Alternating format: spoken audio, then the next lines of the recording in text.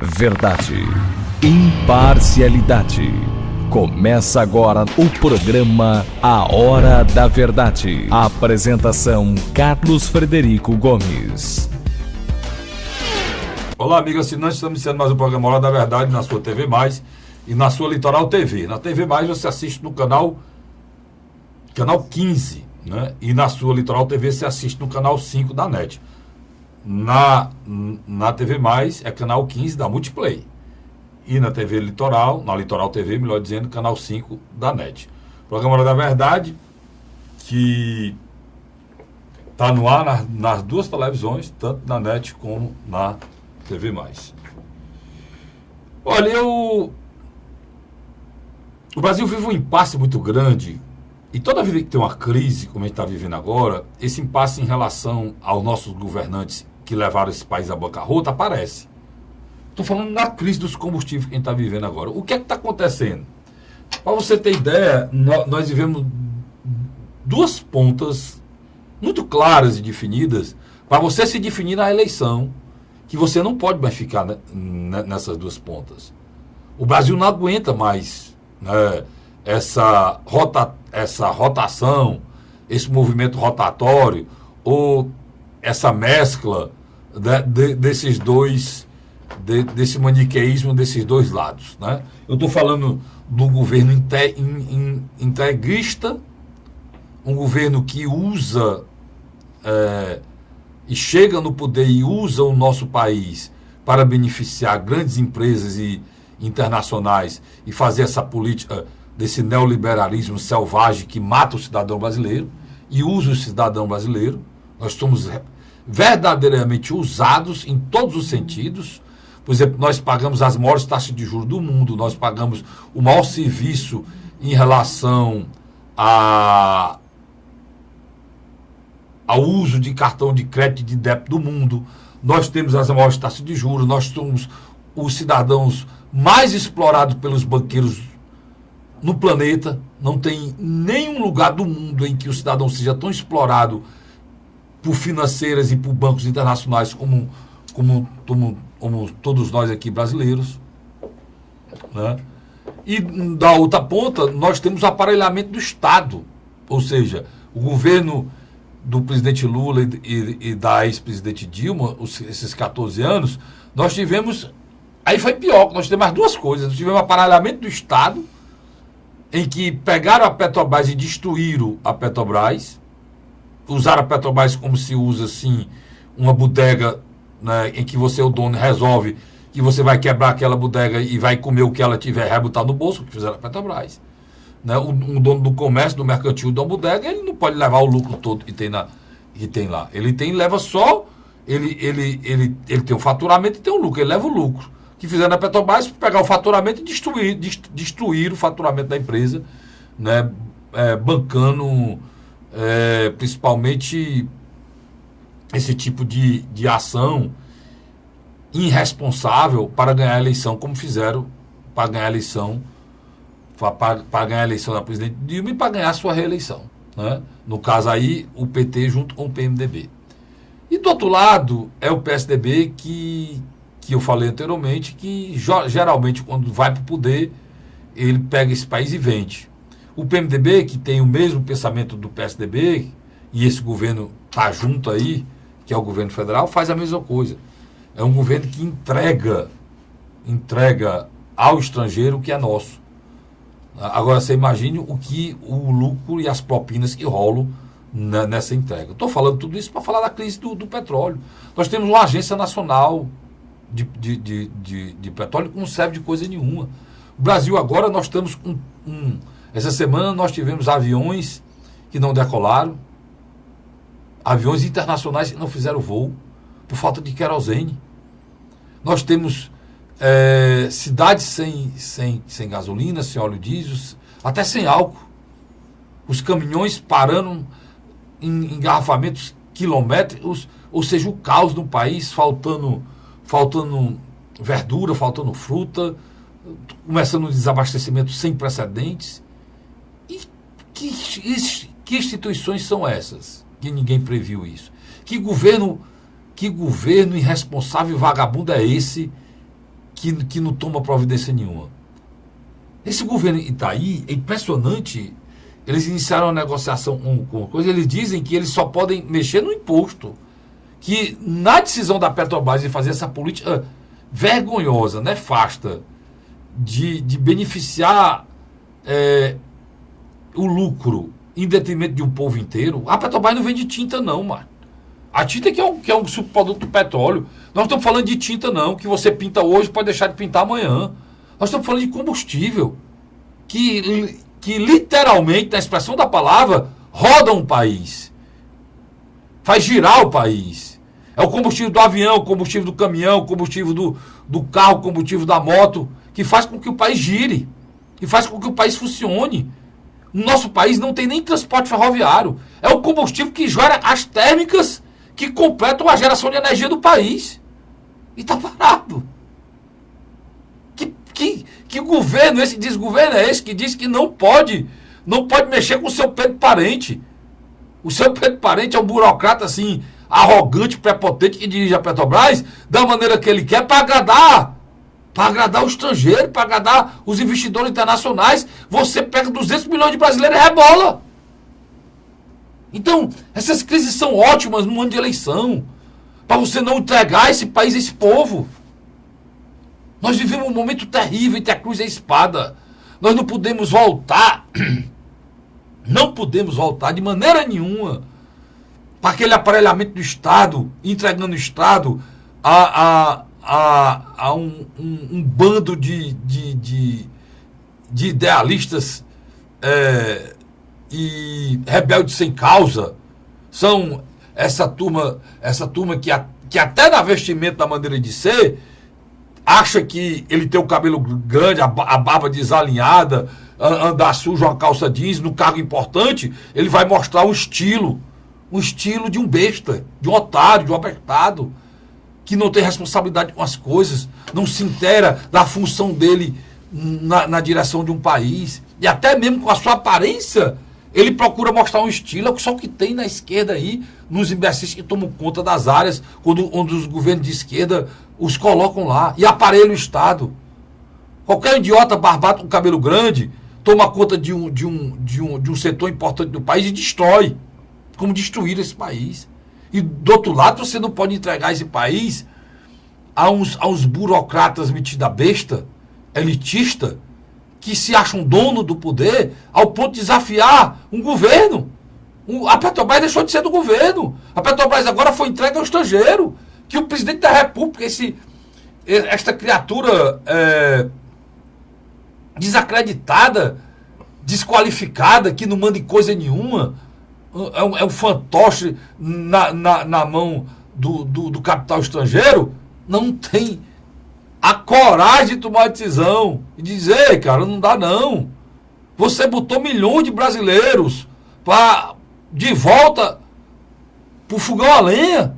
Você botou milhões de brasileiros de volta pro fogareiro, pro carvão, botando um tambor de gás a R$80. Você está tirando a comida de um caminhoneiro que passa o dia todo viajando, porque ele sai da viagem dele no Rio Grande do Sul, quando chega em Fortaleza, o cálculo que ele fez do combustível mudou, porque a gasolina sobe todo dia. O óleo sobe todo dia. Como é que ele vai saber qual é o lucro dele se quando ele saiu lá do Rio Grande do Sul o valor era um, quando ele chegou em Fortaleza o valor era outro? Saiu de Porto Alegre, o óleo era R$3, quando chegou em Fortaleza o óleo era R$3,20. Você sabe quanto é que ele gasta de óleo de Fortaleza, de Porto Alegre a Fortaleza? Quer dizer, nós não temos segurança de nada, nem quando a inflação é a menor da história. Por que a inflação é a menor da história? Porque esse governo é bom? Porque o país está parado. Nós temos 13 milhões de desempregados, temos 12 milhões de desempregados que não procuram mais emprego porque perderam a esperança, e temos um país que só encolhe. O mercantil, o dono do mercantil, o dono do supermercado está vendendo mais barato, porque senão não vende. O dono do restaurante ou vende mais barato ou não recebe ninguém. O salão de beleza tem que cortar, porque não tem ninguém comprando nada, o país parou. Na política neoliberal vagabunda desse governo está aí. Irresponsável e vagabunda que levou a nossa gente para bancarrota. Graças a Deus está acontecendo tudo isso no ano de eleição. em que a gente tem que saber se posicionar entre uma esquerda que aparelha o Estado nos seus interesses, ao mesmo tempo, aí pior a esquerda é isso, ao mesmo tempo que ela aparelha o Estado. O exemplo disso é a Petrobras. Aparelhou a um ponto de destruir a Petrobras.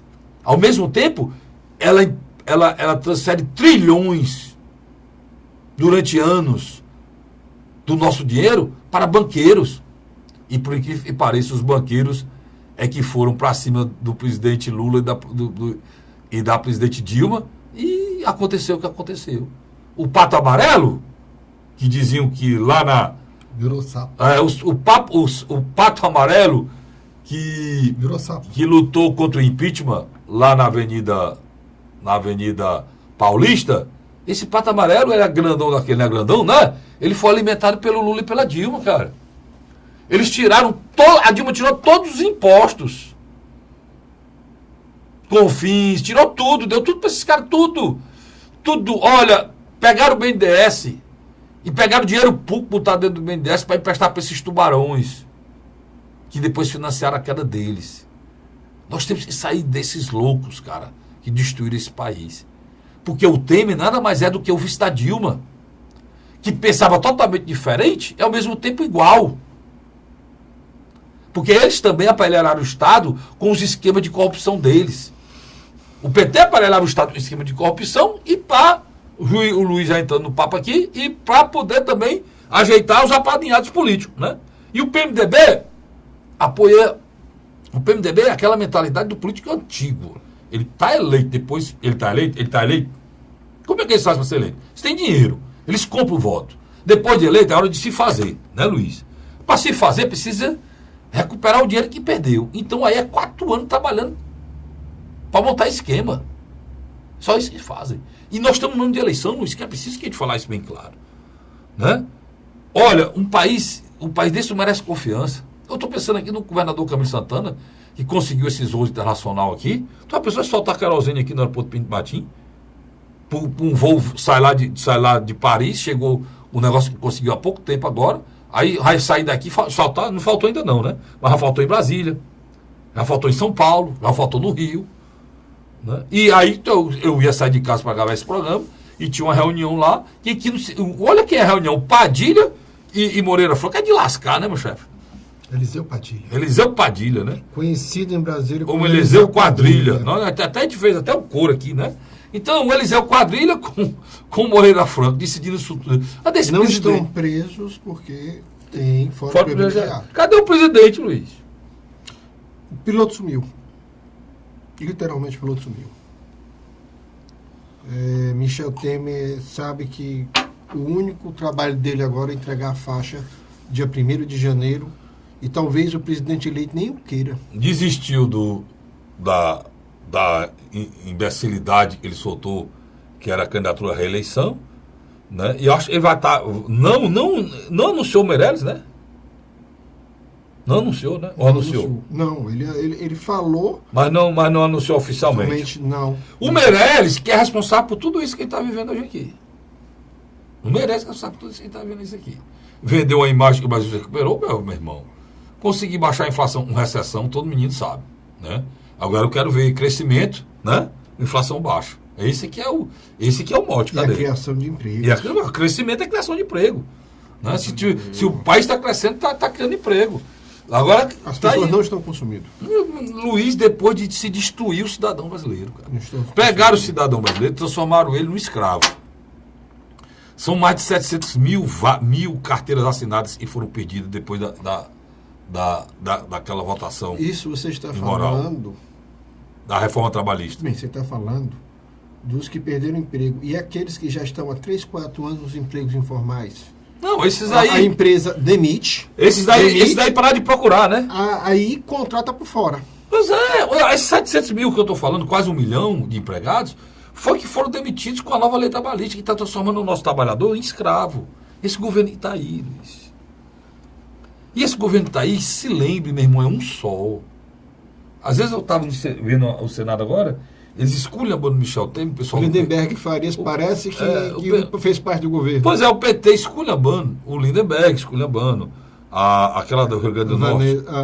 Não, a Grazioli lá do Não, a Graziotin lá de Manaus, do Amazonas. Aquela do Rio Grande do Norte, eu me esqueço o nome. Fátima Bezerra. Fátima Bezerra também esculhambando. O que foi ministro da Saúde de Pernambuco, Humberto Costa, todos esculhambando o Temer, como se o Temer não fosse o cara que ganhou da Dilma, o cara. É o vice dela, meu irmão. É o vice dela. Ela criticando o lançamento do Brasil pro Futuro, né? Que foi lançado essa semana. É o PMDB lançou. O PMDB lançou. O PMDB foi comprando de chapa de vocês 2 vezes. Estávamos juntos em 2010 e 2014. Então, é preciso que o PT faça um exercício de autocrítica, cara. Mas acho que já perdeu esse senso. Já perdeu. Não dá mais Né? continuidade. Então, nós temos que entender o seguinte, que tá aí. E lembrar que o PSDB apoiou esse tema até agora. O PSDB tem ministro lá dentro. O PSDB está pagando um preço muito caro. Já não vamos falar do PSDB do Ceará, também que é parecido. O PSDB do Ceará tem dois dentro do governo, e tem uma figura, a não ser que até esse deixou o Tasso só, né? Já a gente fala assim, no segundo bloco. No segundo bloco. Carlos, né? quando você fez a comparação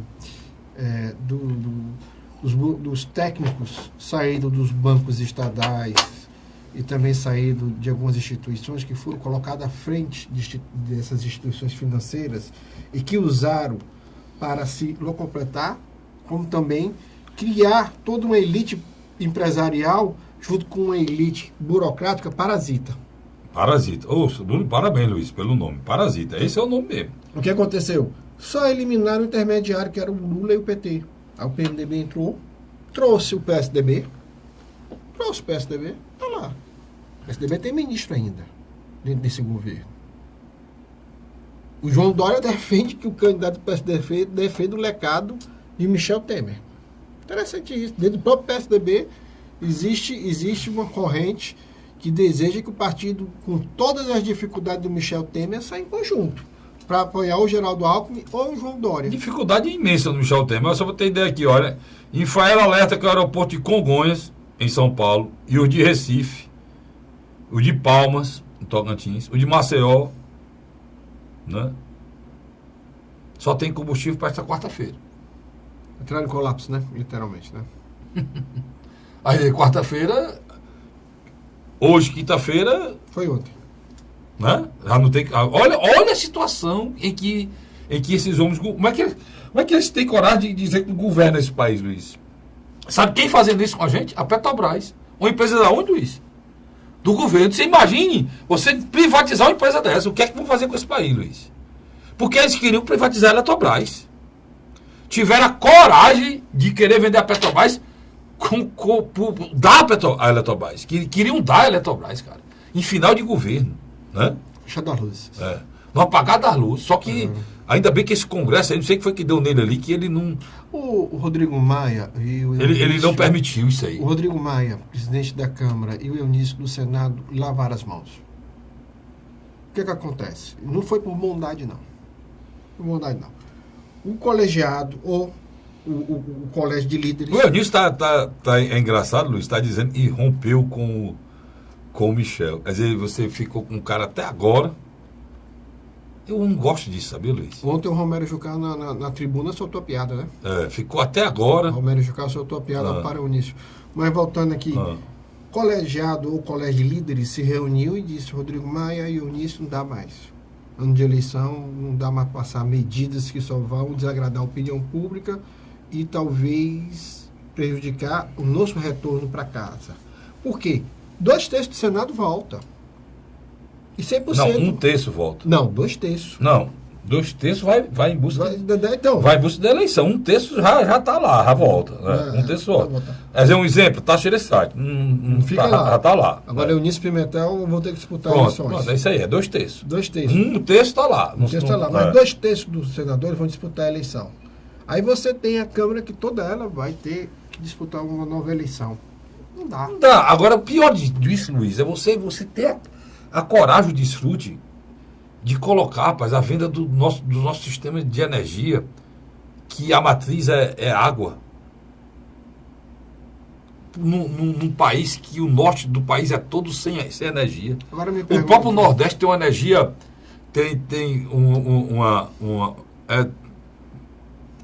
na zona rural houve um avanço, né, na eletrificação da zona rural, mas com uma energia precária, monofásica, que não serve de nada, só serve para ligar uma televisão e não traz produção para o homem do campo. Quer dizer, um país inteiro que precisa de desenvolvimento. dimensão continental. Dimensão continental. Os caras querem entregar o sistema a empresário Outro erro. que jamais vão se lembrar de um pobre que precisa ligar uma forrageira ou precisa ligar E outro um erro, motor para... viu, Carlinhos? Há muito tempo que o Brasil era para ser ligado de norte a sul, leste a oeste por ferrovias e também questão fluvial.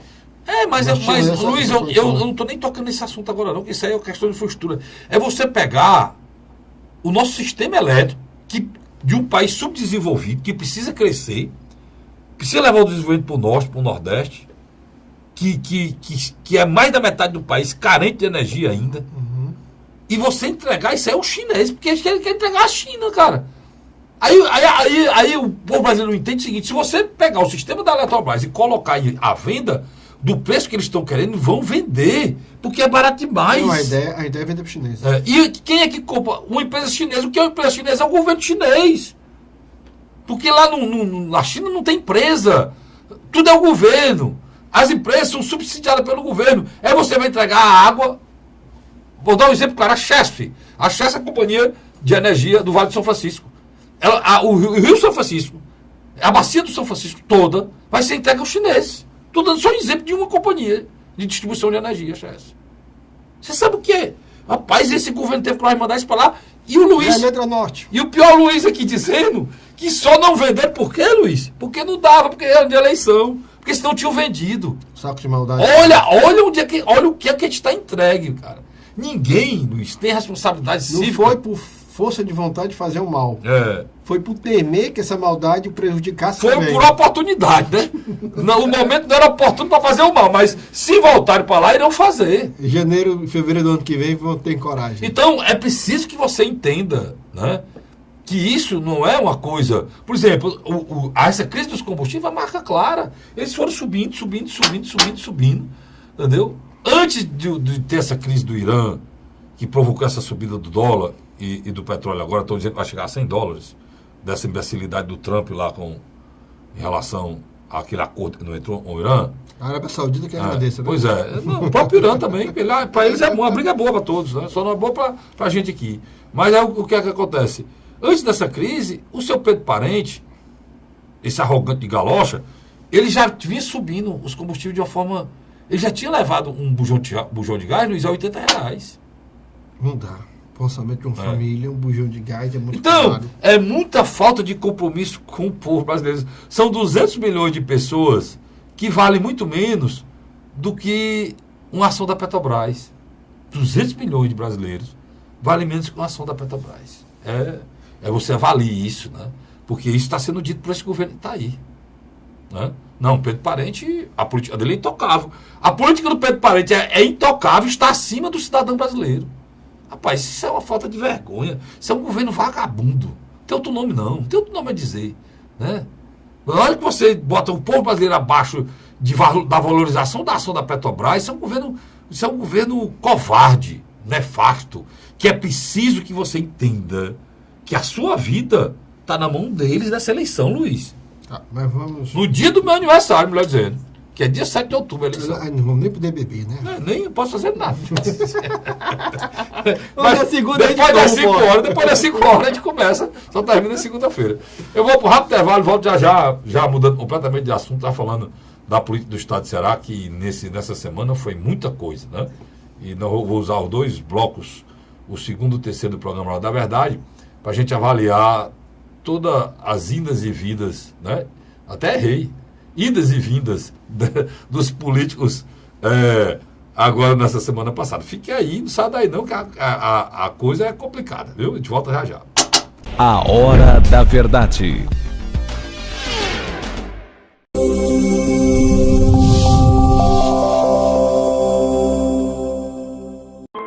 A Assembleia Legislativa começou a campanha Ceará Sem Drogas.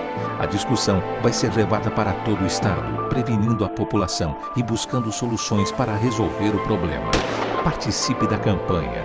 Juntos ficamos mais fortes para combater essa verdadeira tragédia que destrói famílias, futuro e muitas vezes a própria vida. Ceará sem drogas, uma luta de todos nós. Assembleia Legislativa do Estado do Ceará. José de Arimanteia, Uruoca. Acordo 8 horas, 9 horas, aí carrego o carro e vou lá pegar água. Aí sai distribuindo os comércios. Estrada dessa, ó, para gosto de você andar, ó. Você não gasta pneu, tem economia no bolso e anda rápido. Sertanejo pega uma estrada boa, fica feliz, fica contente. Assim como o trecho que liga Uruoca a Martinópole, o governo do Ceará está fazendo mais de 1.000 quilômetros de estradas mais importantes da vida de muita gente. Governo do Ceará.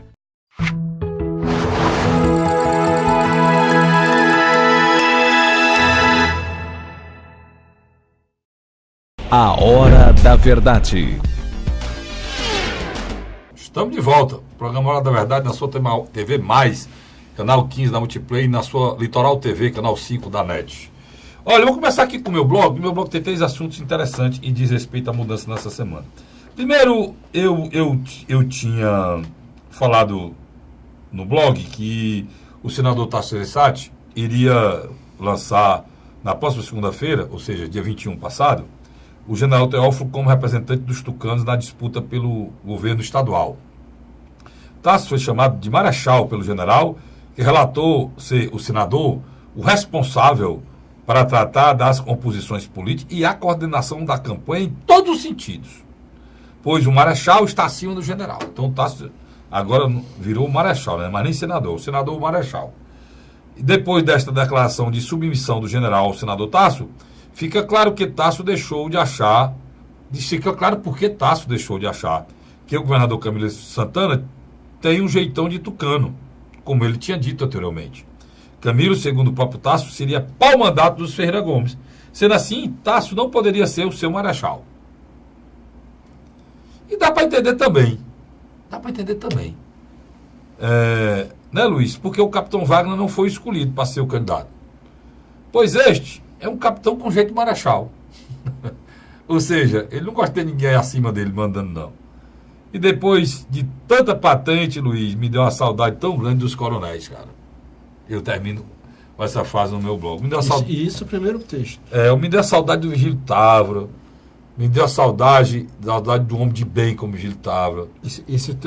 Do homem que jamais dizia que era coronel, que era não sei o quê. Mas o Vigílio, para mim, me perdoe, Tasso Gereissati, foi governador 3 vezes. Acho que na história do Ceará só tem ele, foi 3 vezes. E fala muito em renovação, mas foi governador 3 vezes. O Cid Gomes 2 vezes. Me perdoe Ciro, que já foi uma vez. Cid, Tasso, me perdoe doutor Lúcio, meu amigo, gente boa. Me perdoe vocês tudinho. Mas para mim, o maior governador do estado do Ceará, eu estou avaliando, chama-se Vigílio Távora.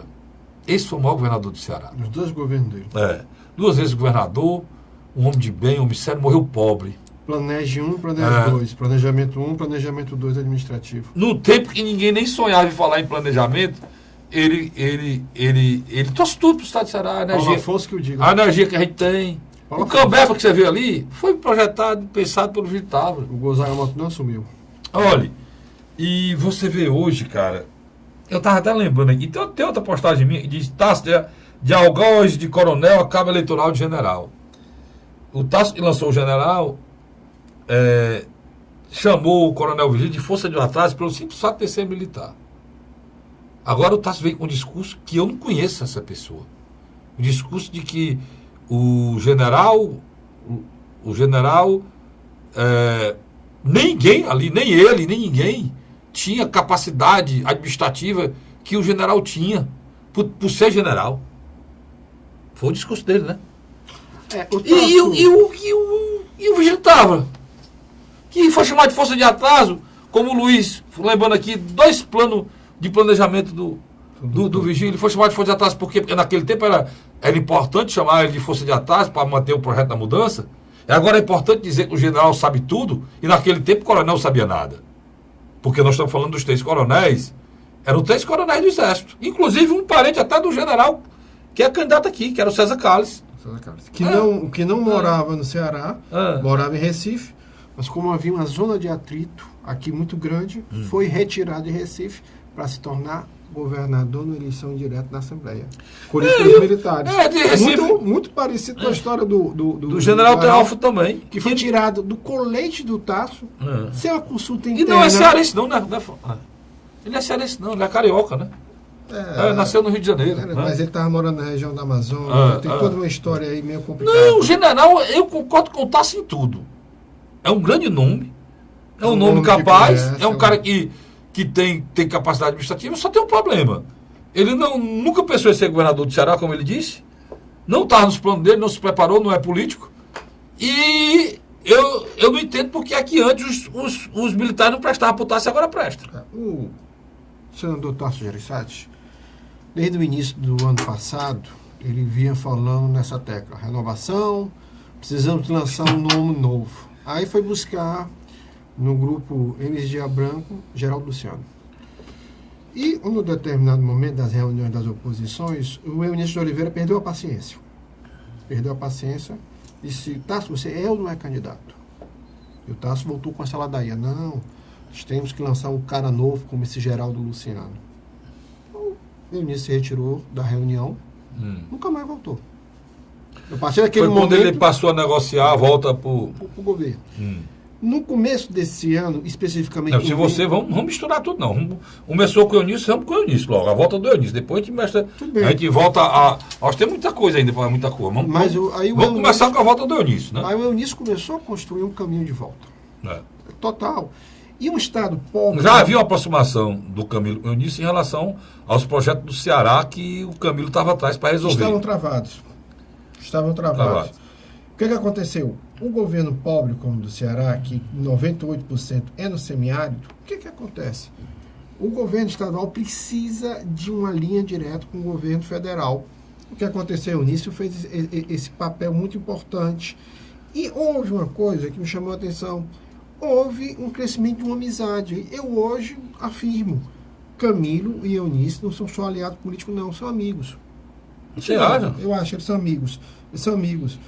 E tanto que o Camilo, numa entrevista do jornal O Estado, agora há pouco tempo publicada, ele deixou bem claro que não abriria mão, Folha de São Paulo, desculpa, que não abriria mão da parceria política eleitoral com o Eunício. Eunício. Essa história de não abrir mão gerou até um problema sério entre o Ciro e o Camilo, né? E o Ciro era reticente a esse retorno nessa união por causa da questão nacional, que o Ciro bate de frente com o Michel Temer, é do PMDB, né? Exatamente. E parece que agora o Eunício está se desligando. Na realidade, há um mês atrás, o deputado estadual Daniel Oliveira, que é sobrinho dele, mas é tratado como filho, já tinha colocado essa postulação do PMDB do Ceará a apoiar a eleição no estado do Ceará de Ciro Gomes para presidente, em detrimento de qualquer aliança ou candidatura própria do partido deles. Inclusive, essa está sendo criticado o senador Eunício por oportunismo, né, Luiz? Porque até bem pouco tempo ele é quem tinha a chave dos cofres do governo Temer. Mas algumas palavras hoje no dicionário da política cearense perderam um pouco de sentido. Não, e um dos perdeu o sentido é você entender alguma coisa, né? Eu vou continuar a história do Eunício, já eu vou pro Genesias e vou pro... Eu vou primeiro... vou pro Eunício, vou pro domingo, deixar o Genesias por último, porque o Genesias é o que teve menos desgaste, porque o que foi o que falou menos, né? Porque o Eunício não só... O Eunício partiu para cima... O Eunício entrou na vida pessoal do Ciro. Né? Aí dá um processo, né? Gerou processo. Né? O Ciro processou o Eunício. Né? Houve farpas menores, mas com o Cid também. Né? Então, eu jamais tomaria uma posição dessa. Mas em política, sem vergonha, isso está solto.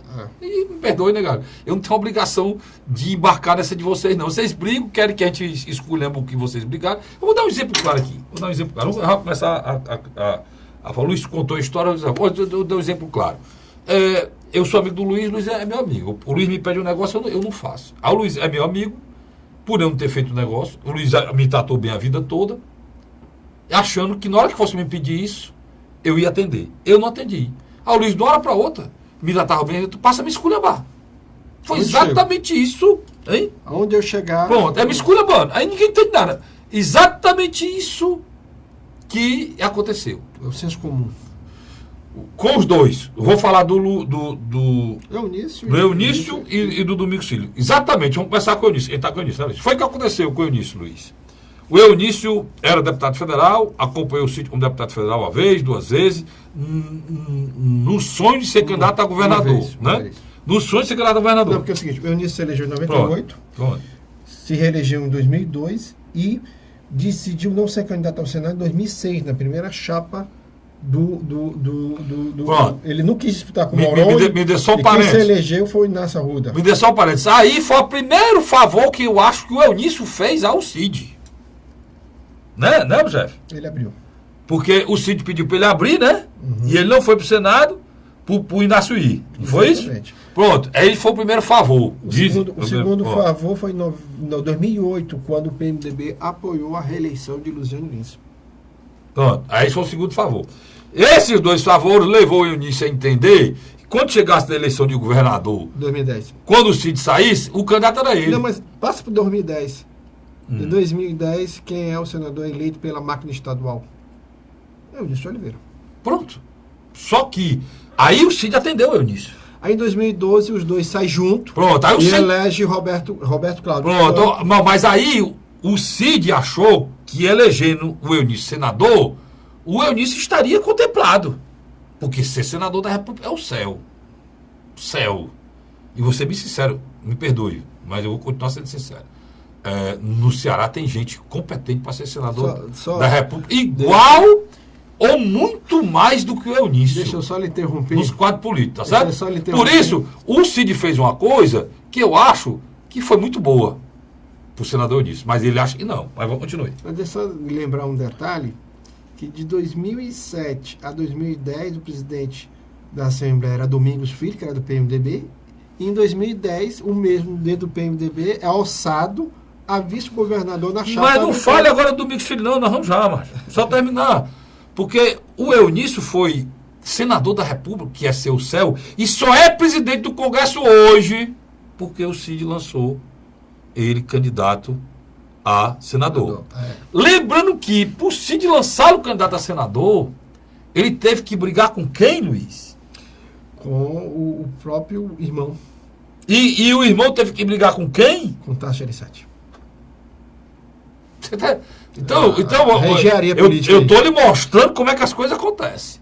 E aí o Cid achou que essa coragem de manter o nome do Eunício e do Pimentel contra o próprio Tasso, destruiu o Tasso. O Tasso rodou. O Tasso perdeu. O Tasso, primeira vez na vida dele, ele sentiu um gosto da derrota. Rodou. E hoje o ranço do Tasso com o Ferreira Gomes é por conta disso. Não é por conta de você, não é por conta de mim, não é por conta do meu amigo Vicente tá aqui, não é por conta do Luiz, não. É um problema de ranço pessoal político, que querem que a gente se voe no meio, e tem muita gente que embarca nisso e eu não. Quando foi em 2012, o homem de confiança do Eunício, Gaudêncio Lucena, se torna vice-prefeito de Fortaleza na chapa de Roberto Cláudio. Eles cedem, eles dizem, eu cedi para apoiar o Roberto Cláudio. Quem era o vice? Ele indicou o vice da chapa. E detalhe, no dia 1º de janeiro de 2013, quem era o presidente da Câmara? Walter Cavalcante. Pronto. Ele deu a vice-presidência Deu a Câmara Municipal. E deu a Câmara Municipal. Na engenharia política que eles fazem. E ele achou que estava devendo de novo, porque, como se ele se lançasse o candidato do PMDB, poderia ganhar a eleição sem saber se ele sobraria. Foram na passaria. Quando chegou na eleição de governador, o Eunício fez o cálculo que ele tinha feito mais pelo Cid do que o Cid por ele. O Cid fez o cálculo que já tinha pago um preço alto para ajudar o Eunício lá na eleição do Senado, quando brigou com o próprio Tasso, fez o irmão brigar com o próprio Tasso. E eles brigaram naquela época. Eles brigaram entre si, os irmãos lá. Tá certo? Pra você ter ideia do tamanho daquela confusão. E o que aconteceu é que o senhor Eunício foi para a eleição contra o Camilo e perdeu a eleição. E passou a fazer oposição e passou a dizer todas essas coisas que a gente ouviu aí. E depois daí, meu irmãozinho, veio Lava Jato, veio denúncia, veio fragilizando o nome dele. O nome dele apareceu, inclusive, agora, essa semana novamente, né, Luiz? Há uma fragilização. E que disseram que ele recebeu a propina dentro do Senado.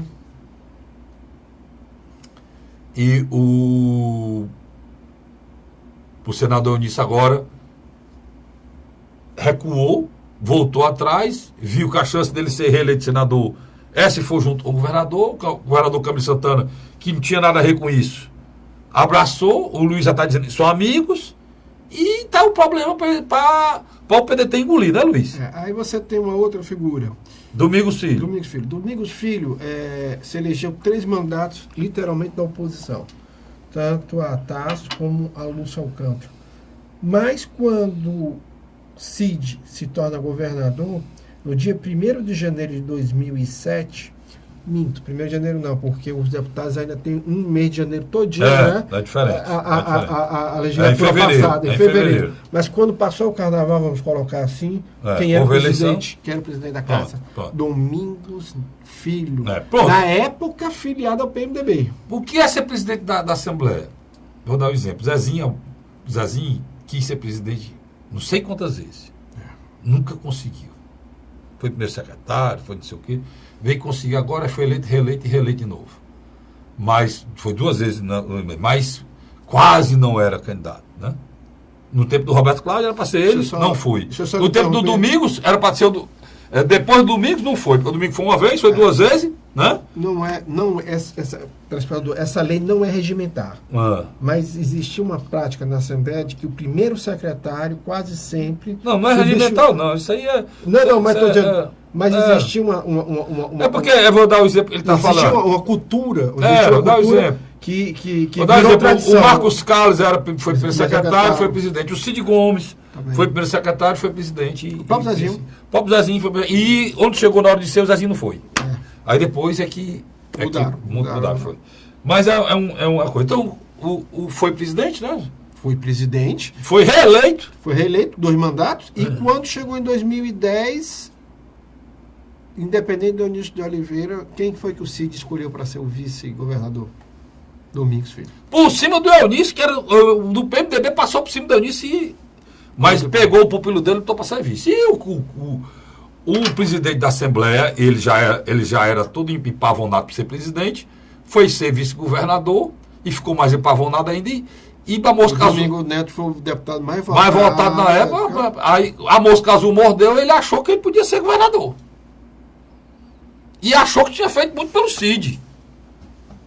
Achou que fez muito pelo Cid. Agora, deixa eu tirar... Olha, eu tentei só tirar uma... Eu tentei falar com o chefe de gabinete desse rapaz, quando ele era presidente da Assembleia. O Domingos Filho. Que eu me esqueço o nome dele, daquele rapaz lá. Deixa pra lá. Eu tentei falar com ele. O chefe de gabinete dele, me deu um chá de cadeira que eu desisti e fui embora. Você imagine ele, né? Chefe de gabinete dele, né? Só contando para você saber quem são essas pessoas. Pois é, aí ele foi para lá. Aí era para lançar ele candidato a governador, ele não foi candidato a governador. Pronto. Aí por ele não ter sido candidato a governador, ele achou que, rapaz, tem um discurso dele falando de ingratidão. 2014, está falando. Então, sempre aquele discurso dele, do lado, um taço do lado, falando de ingratidão. Quem ouve um discurso daquele, pensa, eu fiz tudo para esses caras não fizeram nada por mim. Por ele não ter feito nada por mim, eu me acho de esculhambar. E meteu o sarrafo, mas esculhambou tudinho, né? Aí, por quê? Ele foi vice-governador e depois ele queria ser governador também, igual eu disse, não foi. Aí aceitou-se ir para o Conselho de Contas do Estado, Tribunal de Contas do município. Aí lascou o Estado do Ceará. Porque foi para o Tribunal de Contas um político. E lá não é lugar de político, não é, Luiz? Lá é lugar de político que estiver terminando o mandato, quiser se recolher. Lá não é lugar de fazer política. O que nós chamávamos era aposentadoria tranquila, né? Era. Vários políticos foram para lá e terminaram Manuel Veras foi um deles. Com a experiência política que eles tinham, eles terminaram lá julgando as contas. Uma figura como, por exemplo, o Manuel Veras. Vários outros. Foi novo. Chica Guiar, terminou lá. Tem vários outros, quase todos estão lá. Ponto, vamos lá. Aí foi para lá. Eu quero terminar esse papo para a gente voltar, para me falar o que eu quero falar no segundo bloco. Foi o que aconteceu. Lá, como o rompimento aconteceu, de novo, Luiz, na outra eleição, na eleição. 2016. Bom, que ele queria ser o candidato, não foi, e aí rompeu. 2014.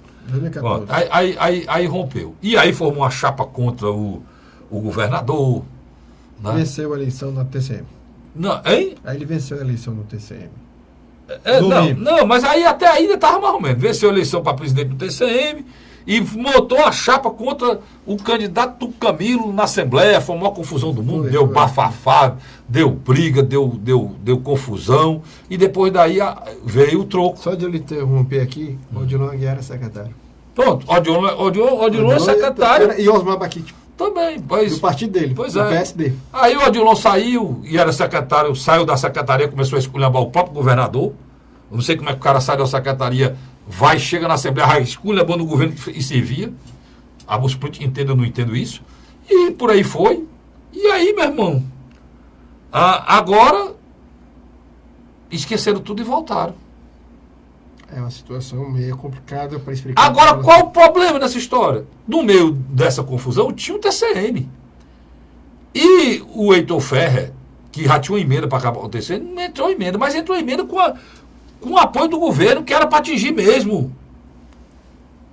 retaliação ao Domingos Filho. E acabaram o TCM, macho. Acabaram o TCM físico. Porque os funcionários concursados e os membros ficou lá recebendo sem fazer tudo nada. Bem, Luiz, mas os terceirizados foram todos desempregados. Não estou dizendo para você, ainda estou... Olha, os terceirizados foram todos desempregados por conta de uma briga política dos dois lados. Programa aqui é hora da verdade. Né? Você me perdoe, mas é hora da verdade o programa aqui. Né? Aquele nosso amigo que tinha uma esposa lá, ainda não Pois é. E criaram esse problema por quê? Porque o Domingos Filho, em vez de ir para lá fazer o julgamento, ele foi falar fazer política. E começou a incomodar. Ele politizou, né? Politizou. Só que do outro lado tinha o Hélio Parente, que é ligado ao Ferreira Gomes, que também estava fazendo política. E os dois se pegaram lá. Resultado, quem sofreu? O próprio Domingos. E o TCM, mano. E o próprio Hélio também pagou esse carro.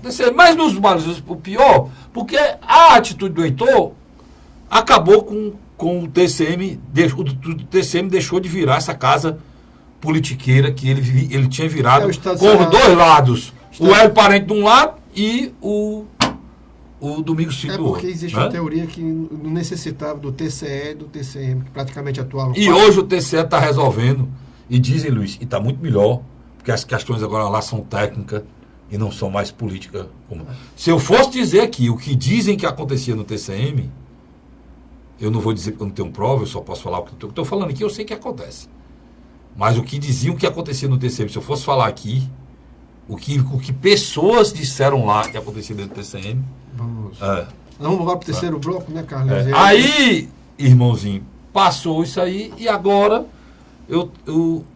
no meio dessa confusão, a política é dinâmica e o Domingos Filho retornou para o grupo político e ele não deveria ter saído. Eu vou dizer por quê no próximo bloco. Né? Aguarde aí que eu volto de olhada. Sai daí não. A Hora da Verdade.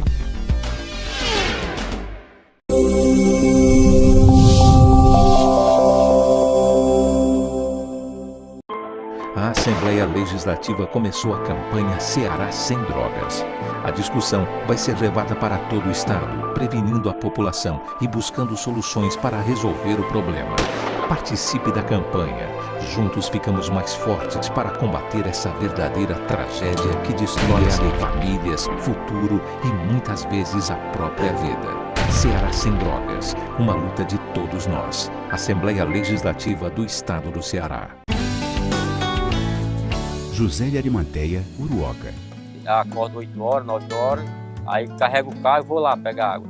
Aí sai distribuindo os comércios. Estrada dessa, pagou de andar. Você não gasta pneu, tem economia no bolso e anda rápido. Sertanejo pega uma estrada boa, fica feliz, fica contente. Assim como o trecho que liga Uruoca a Martinópole, o governo do Ceará está fazendo mais de 1.000 quilômetros de estradas mais importantes da vida de muita gente. Governo do Ceará.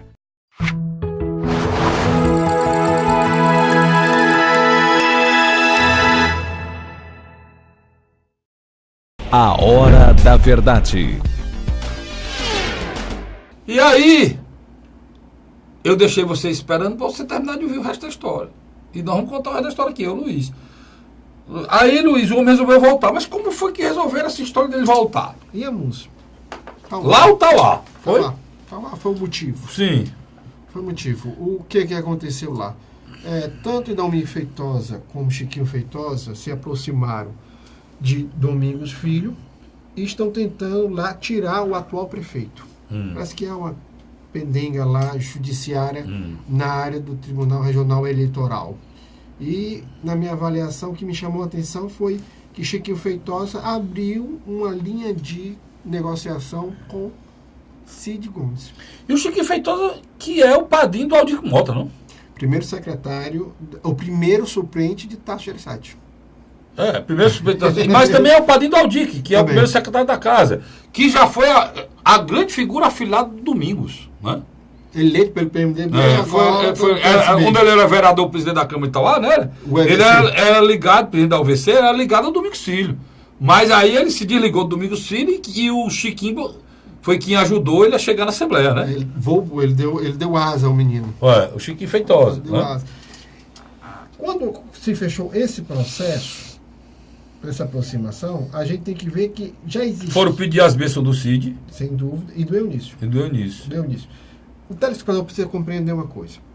Em sua essência, o Camilo, ele transcende esses grupos políticos.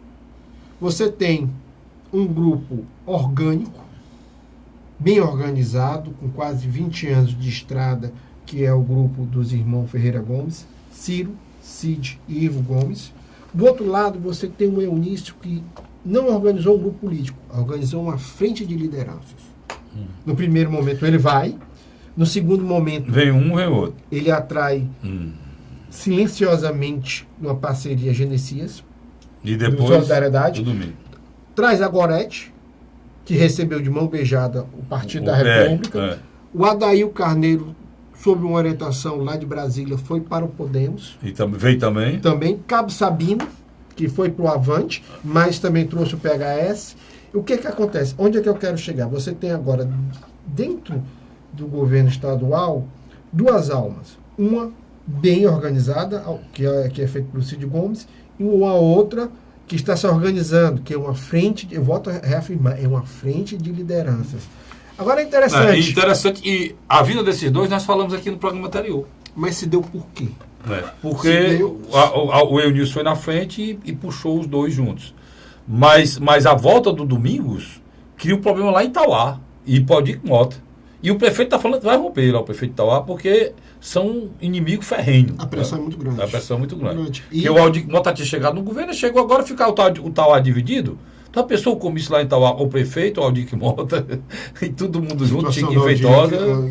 É complicado. Mas eu quero chegar nesse assunto. O que eu estou querendo dizer nessa história toda, é importante dizer, que a gente, Luiz, não pode embarcar nisso, e tem que analisar as coisas como elas são. E toda essa coisa feia que a gente está falando aqui, dessas atitudes de vinda, e a revolta, Luiz, nos rádios, que tu vês nos rádios, você não liga muito rádio, eu ligo, e nas redes sociais, a revolta das pessoas contra o Domingos, contra o Eunício. Olha, meu amigo, ele já foi de lá. Quando ele foi de lá, você era uma posição, você dizia que ele não prestava. Aí ele foi para... Ele é da situação, foi para a posição, você disse que ele prestava. Aí do aeroporto você achou, porque o cara saiu da situação, né, Luiz? Foi para a posição, passou a prestar. Quer dizer que ele muda, a sua avaliação sobre uma pessoa é essa. Aí agora ele prestava, ele voltou para a situação, agora ele não presta mais, agora ele é mau caráter, como tinha alguns radialistas chamando. Por quê? Eu não vou chamar nenhum de mau caráter não, cara. Por quê? Ele já estava no canto, foi pro outro, ele voltou pro canto que ele estava. E a avaliação que vocês fazem, se o cara é bom ou ruim, e agora, o que ficou desmoralizado foi o discurso de vocês. O discurso dessas pessoas que faziam contra o governo, hoje elogia o governo. Interessante isso. Deixa eu só lhe interromper, mas para ajudar seu pensamento. O que nós chamávamos, eu e você, há algum tempo, de imprensa marrom, financiada para desconstruir... É esse pessoal que está revoltado. Santana, literalmente agora... Desmoralizada. Vão ficar desmoralizados, por quê? Como são financiados por grupos que outrora eram adversários, que agora estarão junto com o governo, eles vão ter que também mudar o discurso. Senão não recebe. E quem fez mais barulho foi esses dois. Foi o Eunício e o Domingos Filho. Quem era a voz que escolheu o governo todo dia, não era o ex-prefeito de Itauá? Então, é o que eu estou querendo dizer. E eu não vou esculhambar nenhum, não, porque eles já foram de lá. Então, para mim, eles terem mudado ou voltado, a impressão que eu tenho deles é a mesma. Eu tive uma impressão muito ruim quando eles saíram. Aí, vocês têm uma impressão ruim agora quando eles voltaram. Mas eu tive uma impressão muito ruim quando eles saíram. Entendeu? Então, é mais ou menos isso aí. Mas eu estou dizendo isso porque existe isso, tanto na política como na imprensa. O Luiz foi feliz. Pô, a questão é atender pessoalmente esses caras, né? Se eu fosse falar aqui pessoalmente dos meus primos, o Ferreira Gomes, eu era para ser... Acho que era para eles esculhambar de manhã e tarde de noite, porque eles nunca me atenderam em nada. Eu que iniciei na vida pública com 24 anos e fui vereador e vice-prefeito lá no município de Santana, tudo que eu construí foi sozinho, sem ajuda de nenhum para nada. Muito pelo contrário. Eu não fui prefeito, fui vice, porque eles me botaram para ser vice. Eu era para não ter sido prefeito, para resolver o problema deles lá de Sobral. Eles me usaram para resolver o problema deles de Sobral. Né? E resolveram o problema deles de Sobral e me usaram. E depois me rebolaram para morrer na casca. Até hoje. Até hoje. Só estou dizendo isso aqui, porque é importante dizer isso aqui. E aí, isso me dá o direito de vir aqui para a televisão. Olha que esses homens nem têm televisão nem rádio.